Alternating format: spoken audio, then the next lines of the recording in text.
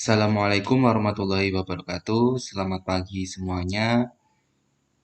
Di sini Bapak akan eh, menjelaskan materi bahasa Arab.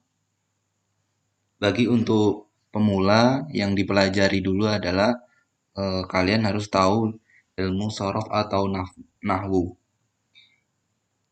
Oke, Bapak lanjutkan. Untuk bab 1, pengantar ilmu bahasa Arab.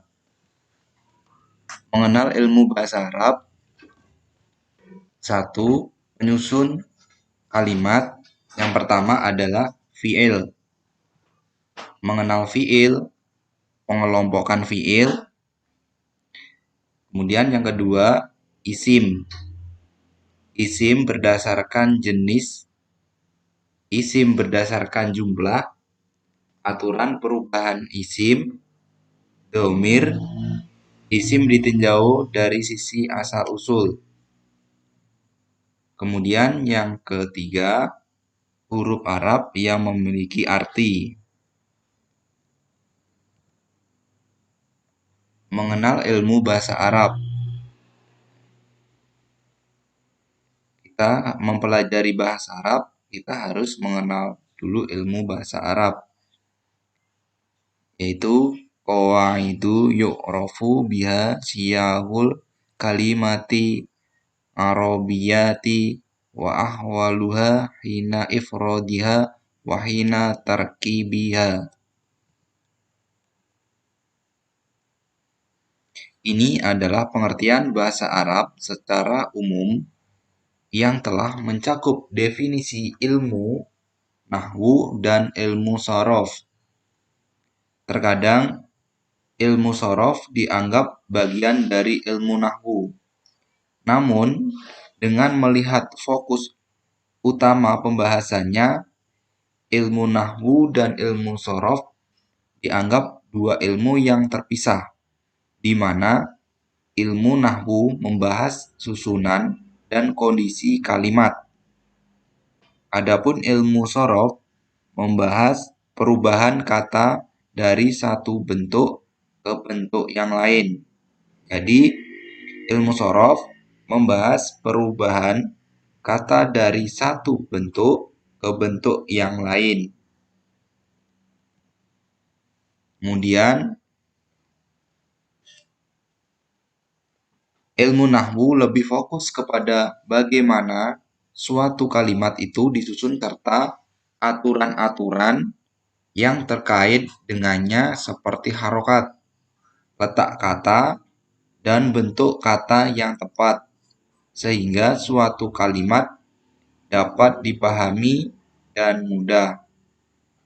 Misalkan contoh kalimatnya, jalaza zaidun, jalasa zaidun, yang artinya Zaid sedang duduk.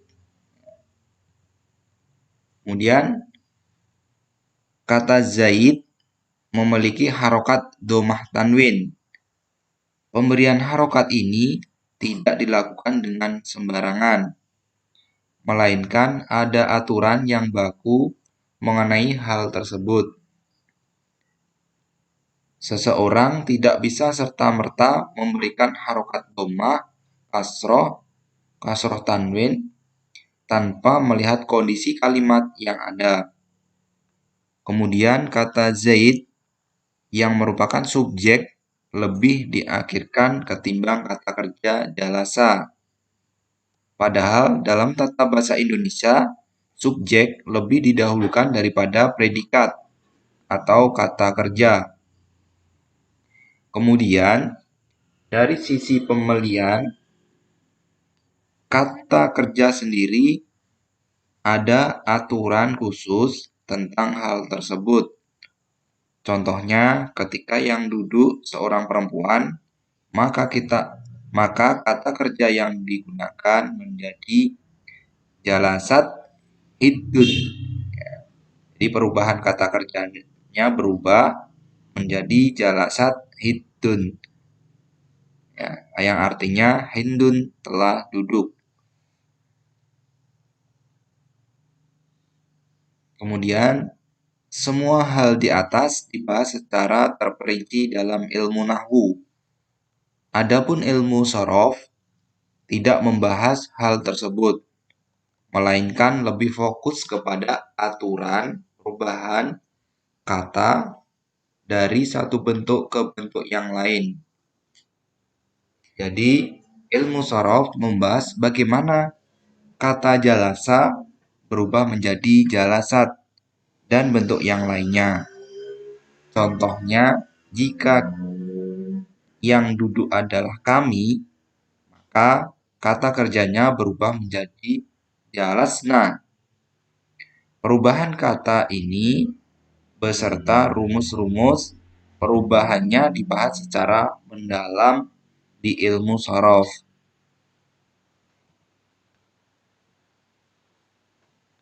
Ilmu nahwu dan shorof sangat penting untuk dikuasai bagi orang-orang yang ingin memahami bahasa Arab.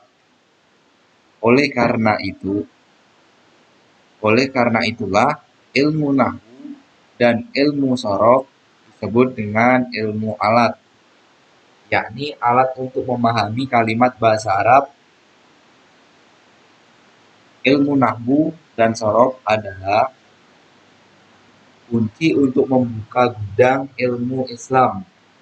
Benarlah perkataan Al-Imriti dalam kitabnya Nazam al-Ajurumiyah yang berbunyi, Anahwu aula awalan an yu'lama idil kalamu dunahulan yufhama. Artinya, ilmu nahwu adalah hal pertama yang paling utama untuk dipelajari, karena kalimat tanpanya tak dapat dipahami.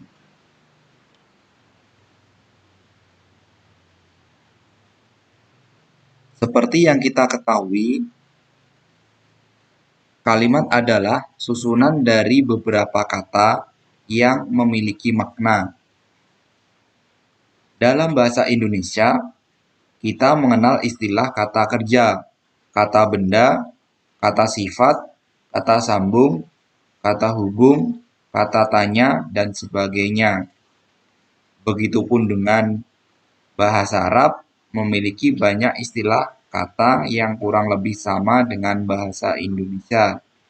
Hanya saja, dalam bahasa Arab, seluruh kata yang ada bisa dikelompokkan menjadi 3 kelompok besar, yaitu fi'il atau kata kerja, kemudian isim, kata benda, dan kata sifat, dan huruf atau kata sambung atau kata hubung. Perhatikan contoh kalimat berikut ini yang berbunyi, Yadhabu Zaidun ilal madrasati. Yadhabu Zaidun ilal madrasati. Artinya, Zaid sedang pergi ke sekolah. Kalimat di atas memiliki 3 unsur penyusun. Yang pertama yaitu fi'il atau kata kerja. Kemudian yang kedua isim, kata benda. Yang ketiga adalah huruf Arab yang memiliki makna. Untuk contoh di atas, yadhabu adalah fi'il, Zaidun dan madrasah adalah isim, dan ila ke adalah huruf.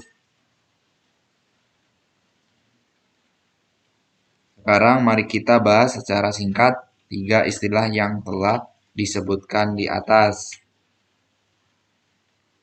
Pertama, fi'il. Fi'il, mengenal fi'il. Al-fi'lu atau bisa disebut fi'il secara bahasa memiliki makna perbuatan atau kata kerja.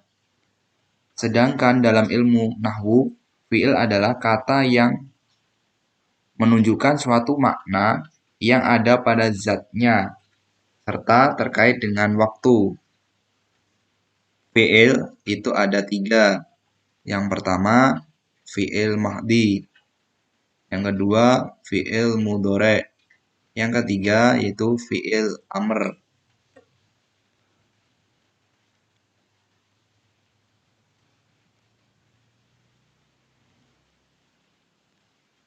Contohnya, jalasa yajlisu ijlis. Kataba yaktubu uktubu. Kemudian penjelasan yang dimaksud dengan fi'il ma'di adalah kata kerja untuk masa lampau yang memiliki arti telah melakukan sesuatu. Contohnya kataba atau telah menulis, atau jalasa telah duduk. Kemudian fi'il mudhari. Fi'il mudhari adalah kata kerja yang memiliki arti sedang melakukan. Contohnya yaktubu, sedang menulis, atau yajlisu, sedang duduk. Bentuk kata kerja lain seperti kata kerja akan datang, kata kerja yang sedang terjadi pada masa lampau, dan bentuk kata kerja lain didapat dari bentuk fi'il mudhari dengan ditambahkan huruf atau kata tertentu. Kemudian yang ketiga yaitu fi'il amr. Apa itu fi'il amr? Adalah kata kerja untuk perintah. Contohnya uktub, yaitu tulislah, atau ijlis, duduklah. Itu dari contoh fi'il amr. Demikian materi yang Bapak sampaikan pada hari ini. Silakan anak-anak dipelajari dan dipahami materinya. Untuk lebih jelasnya nanti Bapak akan melanjutkan materi pada tatap maya atau daring. Terima kasih untuk materi pada hari ini. Bapak akhiri sekian dulu. Wassalamualaikum warahmatullahi wabarakatuh.